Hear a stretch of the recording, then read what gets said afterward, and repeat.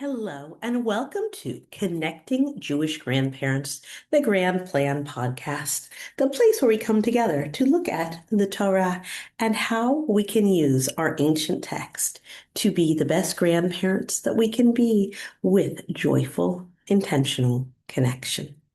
Now, I'm a little bit late recording the podcast this week because I usually record it right after Shabbat. But this past Shabbat, well, it was an incredible and special time.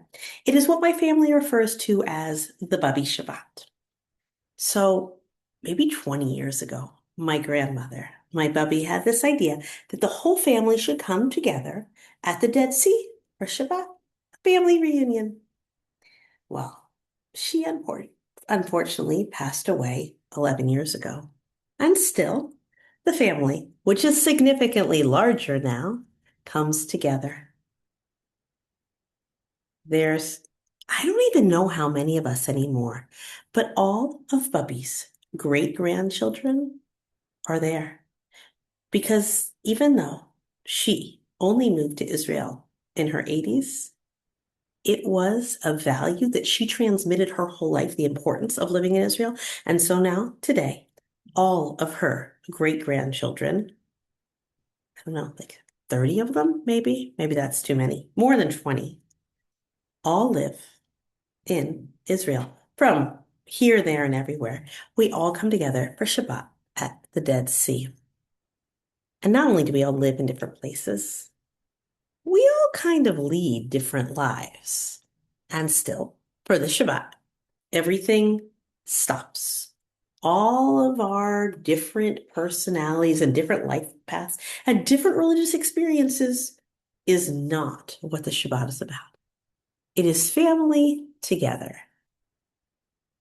And that was this past Shabbat. But it is also the perfect transition to this week's Torah portion. We are starting the book of Bamidbar. And it starts with mapping, really, the Jewish people.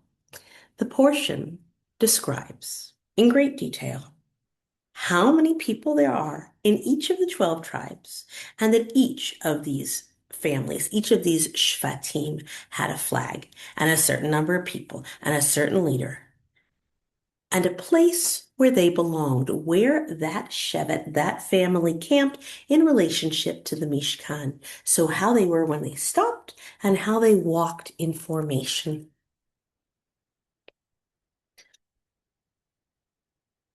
The text, it's a lot, but without a lot of commentary, because the Torah spends an enormous amount of time, as I said, where each camp tribed, who surrounded who was where, their banners or their flags, and the family groupings. So you might think, like, why do we need all of these details? I mean, we don't even have the 12 tribes anymore. So how is this relevant today? But I think you already know the answer. Because today, probably even more than in the time of the Torah, people needed identity. People needed belonging. And people needed to know who their people are, where they stand. So I said all of those in past tense. But right now, today, we live in the most connected age in human history. I could WhatsApp anyone, anytime, or snap them, or TikTok them, whatever. We are so interconnected digitally.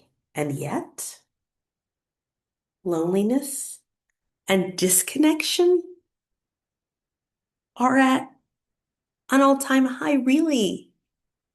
Epidemic proportions of disconnect in spite of the great possibility of connectedness.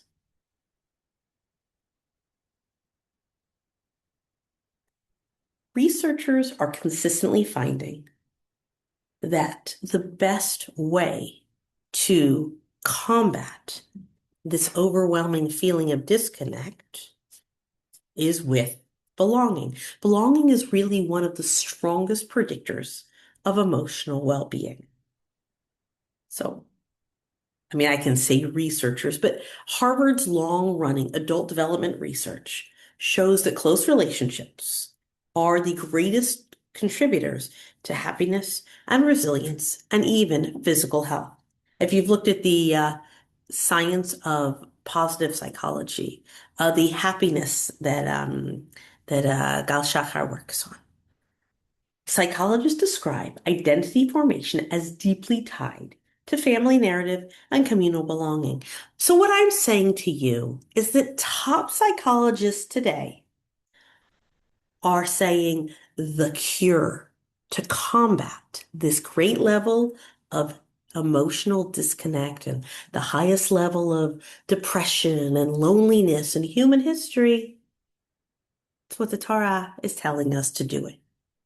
Children who know their family stories tend to demonstrate higher resilience and emotional stability. Now that's children.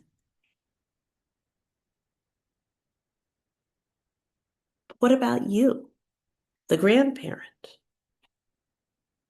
Where is your combat? Like, how do you stop that feeling of disconnect? It's the same. It's the same as in the Torah. It is the same of finding where are your people?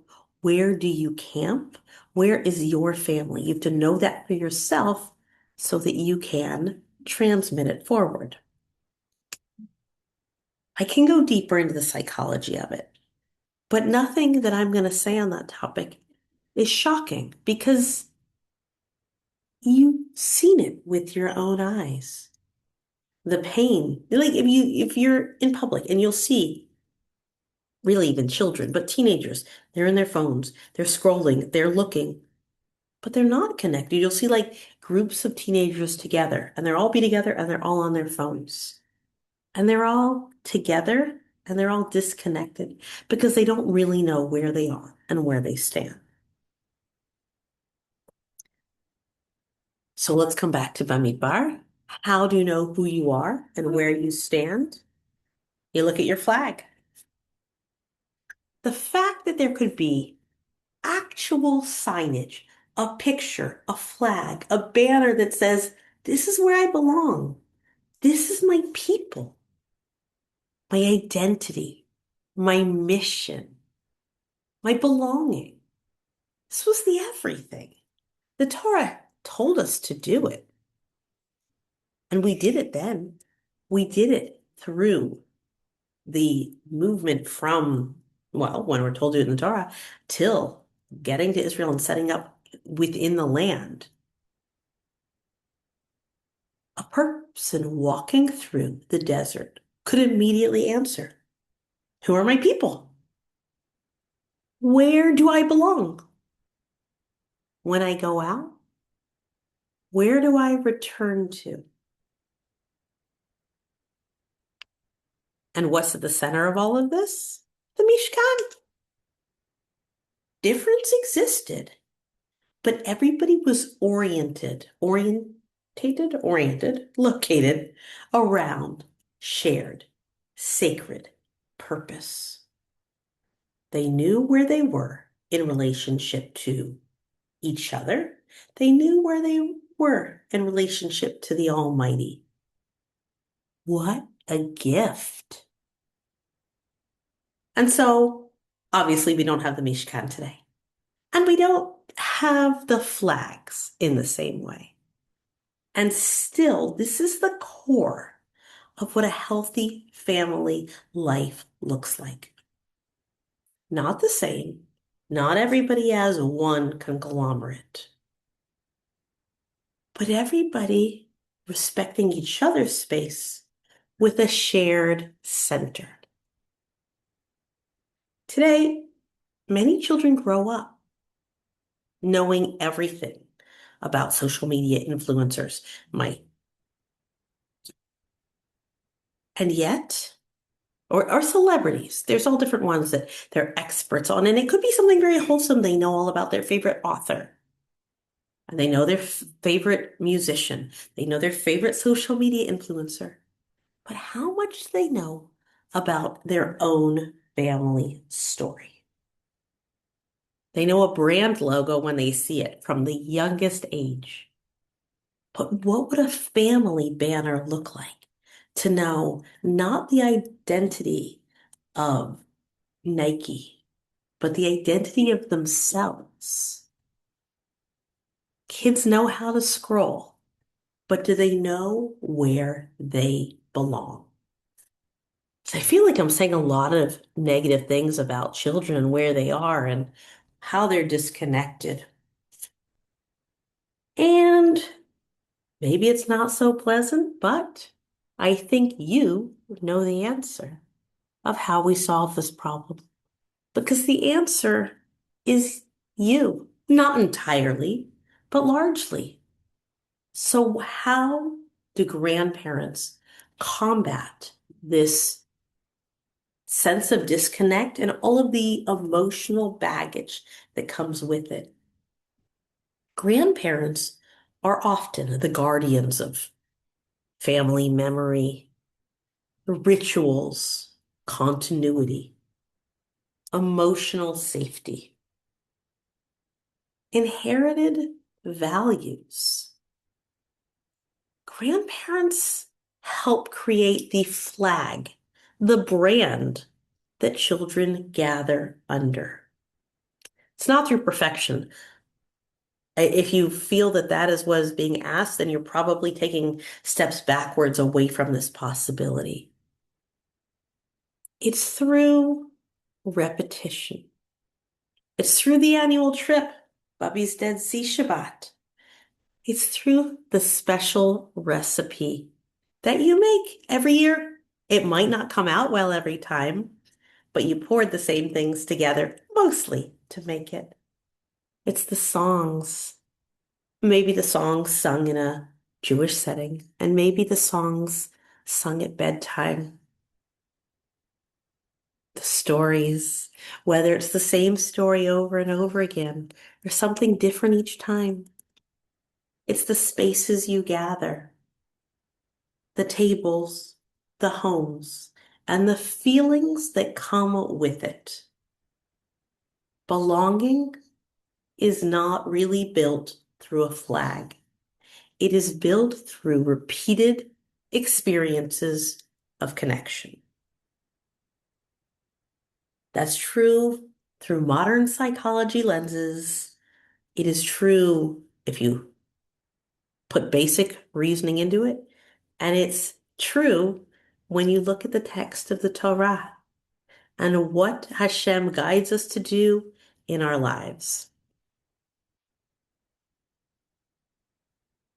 I wonder if my grandmother, if my Bubbie would have ever imagined that more than a decade after her passing, all of her great grandchildren gather together because of something she intentionally planned.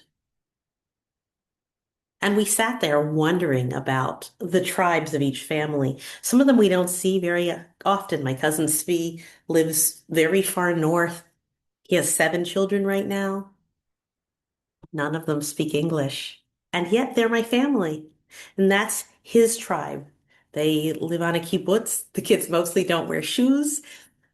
You could say they're very different. My cousin, who is not religious at all and embraces that lifestyle. Well, we all embrace her with very open arms. There's my brother who's Hasidish, wearing his big furry shtreimel and his bekisha, his special coat. And there's my family that's Sephardic. And there is everything in between. Is that what Bubbie imagined? I don't know. But what she imagined was us together, transmitting the values she shared. And I said one of those was living in Israel, which she only did at the very end. But wow, did she transmit that legacy? Legacy, where love becomes ritual. Ritual becomes memory. Memory becomes identity, and identity becomes continuity. So, what are the flags of your family? What traditions tell your grandchildren you belong here? You know the song, or maybe you don't. No matter where you, I shouldn't say, no matter where you roam, you can always come back home. And your children, really, but absolutely your grandchildren need that message. So, how do you make the space they come to feel safe? That they know this is where they belong. What gatherings can become sacred over time are Bubbie Shabbat. But everybody could have something in some way that you know it's something from the 4th of July to the first night of Pesach.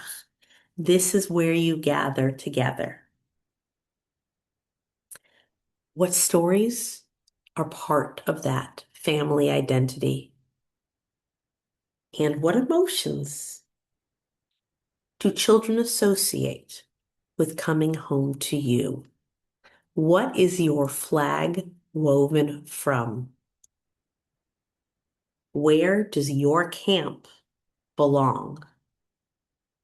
In Bamidbar, every shevet, every tribe had a place in the camp.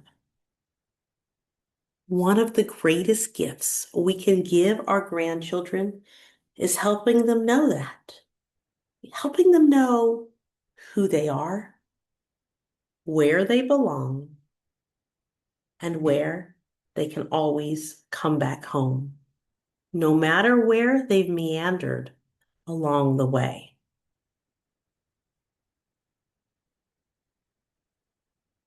A child who knows where they came from, where their family is harder to uproot. They know where they belong and they know how they feel there. I know how I feel at my Bubbie Shabbat and really how I feel all the time within my family, and I'm so grateful for it. So thank you for listening to today's episode. I'm approaching the end of this last round of becoming the grandparent you want to be. And I hope you will look at joining me in the next cohort, which is starting in 3 weeks, depending when you're listening to this episode. I want to remind you that you can sponsor these episodes in honor or in memory of somebody. So check the show notes for all of those to join the course, to sponsor an episode, to get on my email list if you're not already on it. But more than anything, I want you to think about the flag of who your family is, what that means, and where you camp. Have a wonderful week.